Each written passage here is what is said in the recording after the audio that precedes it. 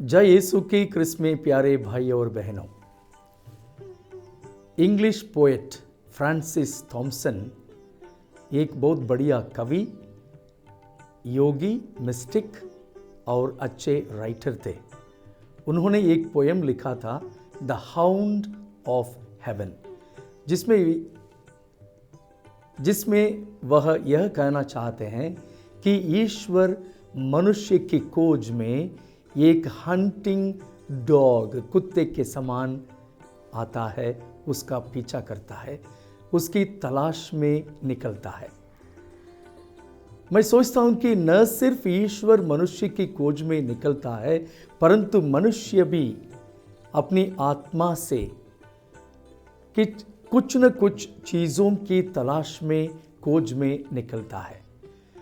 जिस चीज़ की खोज में वह निकलता है, वह उसका आयु यानी उम्र या उसका अनुभव या जिस स्थिति में रहता है, वह अपने जीवन में इन सब चीज़ों पर निर्भर करता है।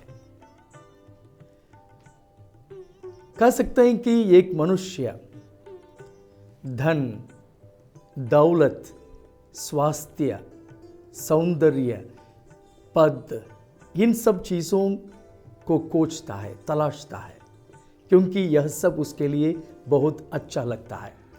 परंतु संत मत्ती के अनुसार सुसमाचार में अध्याय 6 पद संख्या 33 में प्रभु यीशु यह कहते हैं, तुम सबसे पहले ईश्वर के राज्य और उसकी धार्मिकता की खोज में लगे रहो और ये सब चीजें तुम्हें यूं ही मिल जाएंगी।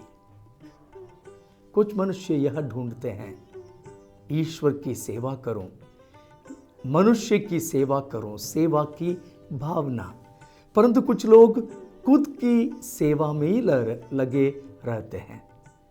खुद की सेवा, मानवता की सेवा, ईश्वर की सेवा, इन तीनों में हम किसको चुनेंगे?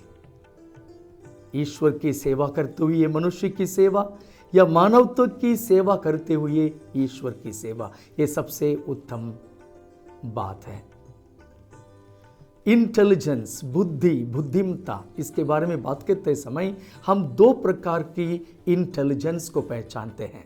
Intelligence of the mind, intelligence of the heart. जब आदम और येवा उस सर्प की बातों को सुनकर जब उन्होंने खोजा, वह इंटेलिजेंस ऑफ द माइंड था। उसके द्वारा वे ईश्वर के समान बनना चाहते। परंतु राजा सुलेमान, किंग सोलोमन, जिसके विषय में आज हम आज के पहले पाठ में सुनेंगे, जब वे राजा बने थे, वो उम्र में बहुत छोटे थे। उम्र को बराबर तय करना बहुत मुश्किल है, परंतु शास्त्री का मानना है कि 12 साल से ज़्यादा और 20 साल से कम एक नौजवान थे। इसलिए ईश्वर ने जब उसको दर्शन दिया और उनसे पूछा, सुलेमान मांगो, तुम्हें क्या चाहिए? तो सुलेमान ये कहते हैं, जैसे हम राजाओं का ग्रंथ, पहला ग्रंथ अध्याय 3 पद संख्या 5 से ज़्यादा, इन पद संख्याओं में हम यह पढ़ते हैं कि प्रभु, आपने मुझे मेरे पिताजी दाऊद के सिंहासन में बिठा दिया, वो सबसे बड़ी बात है, पर मैं छोटा सा हूँ, आयु से कम हूँ। मुझे पता नहीं कैसे आपकी प्रजा, चुनी हुई प्रजा इज़राइल की सेवा करूं, कैसे उन्हें मैं एक राजा के रूप में मेरा कर्तव्य निभाऊं। इसलिए मुझे विवेक दीजिए, बुद्धि दीजिए, प्रज्ञा दीजिए। जब सुलेमान ने इसको मांगा, ईश्वर इतना खुश हो गए थे कि वह न सिर्फ विवेक, बुद्धिमता और प्रज्ञा, परंतु उन्हें सब कुछ दिया।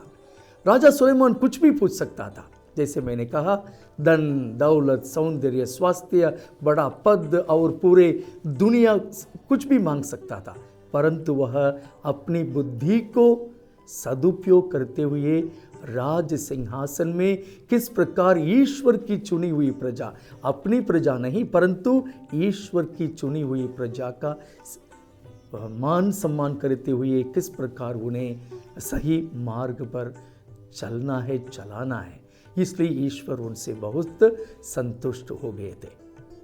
इसके विपरीत आज के सुसमाचार में हम देखते हैं कि एक धनी युवक, वह भी यूथ था, शायद वह भी राजा सुलेमान के आयु में ही था, परंतु वह धनी था। राजा सुलेमान थोड़ी कम थे, वे भी धनी थे, राज सिंहासन में बैठे थे, वह राजा बन गए थे, फिर भी उन्होंने विवेक मांगा। परंतु यह धनी युवक प्रभु यीशु से यह प्रश्न पूछता है कि मैं स्वर्ग राज्य को पाने के लिए, अनंत जीवन को पाने के लिए क्या करूं, मुझे क्या करना चाहिए। वह इतना बुद्धिमान था, वह प्रभु यीशु को भले गुरु, गुड टीचर करके उसे संबोधित करता है। जैसे उसने प्रभु यीशु को भले गुरु कहा, प्रभु यीशु उनसे एक छोटा सा मॉडिफिकेशन करते हैं, मैं भला नहीं हूँ, I am not good, only one is good, वह ईश्वर है, सिर्फ ईश्वर ही भला है। आप पूछो आपको क्या चाहिए, मुझे क्या करना चाहिए स्वर्ग राज्य को, अनंत जीवन को पाने के लिए।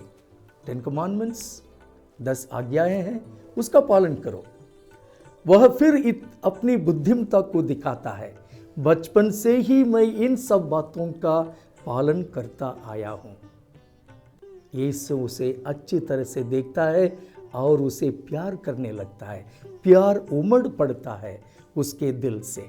वह कहता है, नौजवान, आप स्वर्ग राज्य के निकट हो, सिर्फ एक ही बात है, वह तुम्हारी धन, दौलत, सौंदर्यता, स्वास्थ्य, यह सब चीज, तुम्हारे धन दौलत को बेचो, गरीबों में उसको बांटो, उसके बाद मेरा अनुसरण करो। भाई और बहनों, शायद हमें आश्चर्य लगता है कि इतना रुचि लेकर जो नौजवान प्रभु यीशु के पास आया और अच्छा प्रश्न पूछा, प्रभु यीशु के वचनों को सुनकर उदास हो जाता है, उसका चेहरा उतर जाता है, क्योंकि प्रभु यीशु का उत्तर उसे अच्छा नहीं लगा। वह दूसरे कुछ चीज़ों की खोज में था, तलाश में था।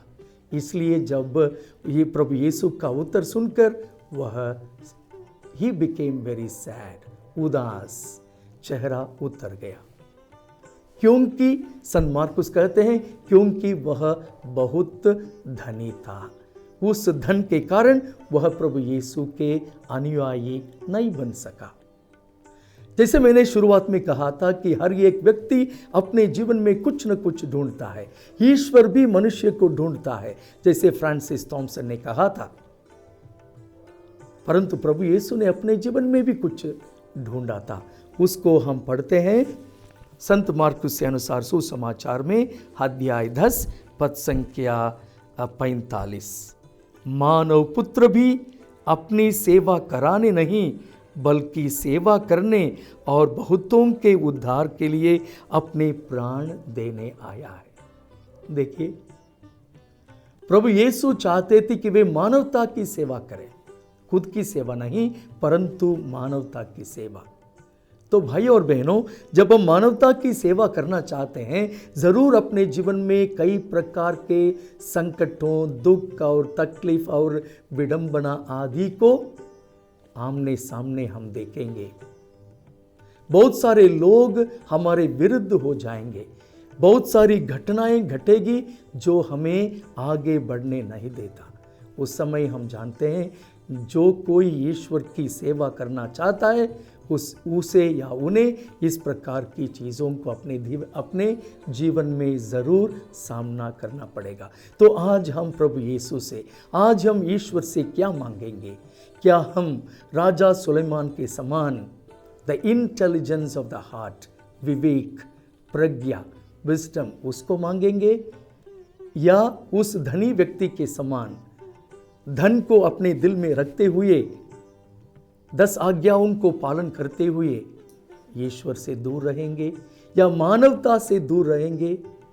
तो 2 प्रकार के व्यक्ति हमारे सामने हैं। हम किसका पालन करना चाहते हैं? Who is our model, king Solomon और यह धनी युवक? जब हम सही चीज़ों की खोज करते हैं, सही चीज़ों को मांगते हैं, ज़रूर ईश्वर हमें प्रदान करेंगे। फिर से मैं आप लोगों को यह याद दिलाता हूँ, संत मत्ती के अनुसार सुसमाचार अध्याय 6 पद संख्या 33, तुम सबसे पहले ईश्वर के राज्य और उसकी धार्मिकता की खोज में लगे रहो और ये सब चीज़ें तुम्हें यूं ही मिल जाएंगे। आइए हम ईश्वर की उपासना करें, ईश्वर की खोज में निकलें, ईश्वर की सेवा करें, ईश्वर की सेवा करते हुए मानवता की सेवा करें। या उल्टा, जब हम अपने भाई बहनों को प्यार करते हैं, मानवता की सेवा करते हैं, सच्चे दिल सच्चे मन से, ज़रूर हम ईश्वर को ही सेवा करने का सौभाग्य हमें प्राप्त होगा। पिता और पुत्र और पवित्र आत्मा के नाम पर आमेन।